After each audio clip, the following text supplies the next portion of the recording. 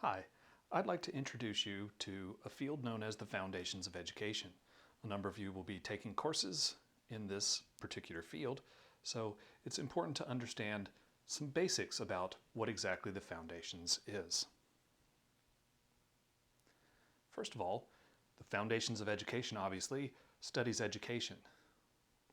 It uses the lenses of the social sciences and the humanities as a way to look at education and understand what education does, how it's created, and how it's practiced. Within the social sciences and humanities, there are a number of lenses that we use to look at education. Under the social sciences, we have psychology of education, sociology of education, the economics of education, anthropology of education, gender and sexuality, which is one of my main fields, comparative and international education, and political science, which would include policy studies.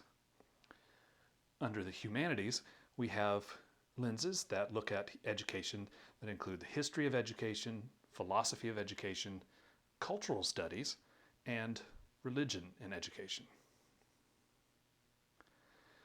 Within the field of Foundations of Education, we have standards for academic and professional instruction created by the American Educational Studies Association. Sometimes you'll hear of foundations called educational studies instead.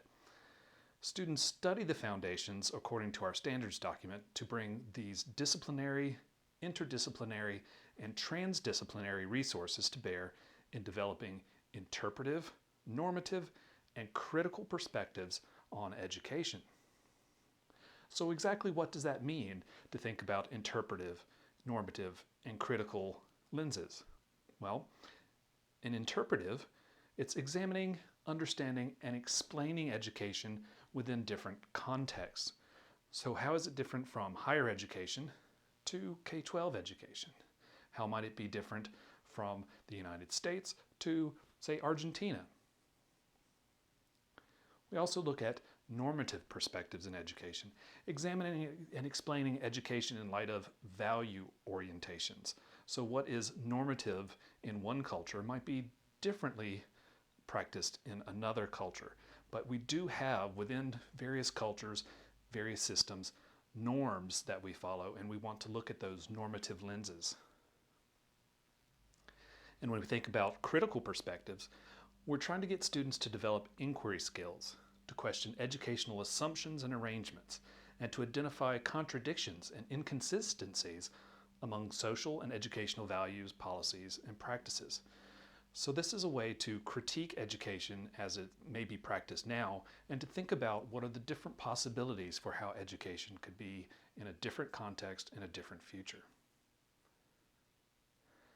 When we think about the history of the foundations of education, it actually has a very, very long history. If you think of philosophy of education, it goes back millennia to at least Aristotle and Plato within Western philosophy. And of course, there are other traditions of philosophy, including Confucius in Asian philosophy, that go back long, long before that even. So the philosophy of education has a history almost as long as written thought itself. And then as a field, the social foundations, which refers to a combination of the various foundational fields that I talked about a little bit on a few slides before, this really only dates until about the mid-1930s. So sociology of education, for instance, and psychology of education has only developed since those originating fields were created. Teachers College of Columbia University is often considered the original social foundations program, particularly the Ed 200F course. And there's a great article that's linked there that explains a little bit about the history of the social foundations programs and how they have come to, how they've developed over time since that mid-1930s formation. Some of the founders at Teachers College you may recognize: John Dewey, Harold Rugg, R. Freeman Butts, Jesse Newland, George Counts, William H. Kilpatrick, and John L. Childs. All of these gentlemen, and you'll notice they are all white males, have helped create what we in the United States think of as educational studies or the social foundations from back in those 1930s days. Since then, of course, many different people with many different genders, sexualities, backgrounds have helped to develop what we know of as the social foundations today and really innovate the field. But when we look at why it is students would take foundations classes, I think Edward Reisner says it quite well when he talks about why the general course in foundations was developed. The requirement of so-called general courses in foundations reflected the idea that the master's degree in Teachers College should not be a narrow technical degree devoted entirely to professional specialization. On the contrary, it was expected that the total experience leading to the degree should contain broadening elements, which would lead to student to see his professional work in relationship to the society in which it was to be carried on, and as dealing with a system of social and individual values which were to be fostered by his activity as a teacher or school administrator.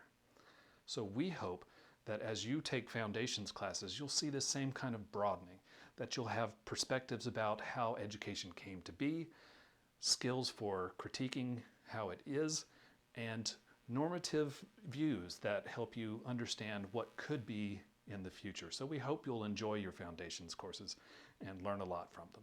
Thanks.